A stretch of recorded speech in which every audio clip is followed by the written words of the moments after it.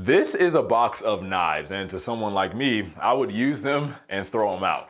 But to someone like Stephanie Lynn Daigle, it's the missing piece to her next sculpture. This is where I sit when I am working. Art. Board here, my tools and stuff. It's considered the ultimate form of creative expression In every single piece that I make. and has always been in Stephanie Daigle's DNA. I cannot remember a time where I wasn't creating. She became a sign artist at Trader Joe's, but she always wanted more from her art. As you can see, there's a ton of copper piping. That's when she noticed her creative outlet was in front of her all along. The box of cords that you don't know what they go to, or like old purses that I hated and I was never gonna use again, or like just chopping everything up and trying to, use it in some sort of way. She used items that would have been thrown out It would be insane to say no to it. But to create her first sculpture, my very first piece was this deer that I had named Yondu. I painted it blue. based off a character from Marvel's Guardians of the Galaxy. I was gonna name him Louie initially, and then I was watching the movie and I was like, I really like the name Yondu.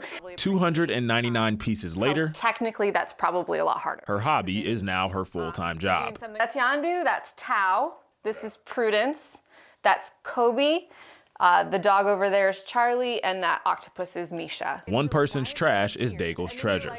Oh, it's a bunch of junk. Her eco-friendly passion I think a lot of people assume that I dumpster dive. I have never done that. has resonated with an entire community. Initially, it was all my own junk, and then it became the junk of my friends and family, my neighbors, that like everyone that knew I was doing it was like, oh, I saved you all of these things, like here you go. But I am so proud to say that I have probably saved a ton of trash from being put in a landfill. Or A trash train she doesn't see stopping You're like, this guy, that guy would go in there full. anytime soon. So I'm gonna do this forever. I fully intend to until my hands stop working because they're super arthritic. And Yondu will always be on for the ride. I don't feel overly precious about most things that I create.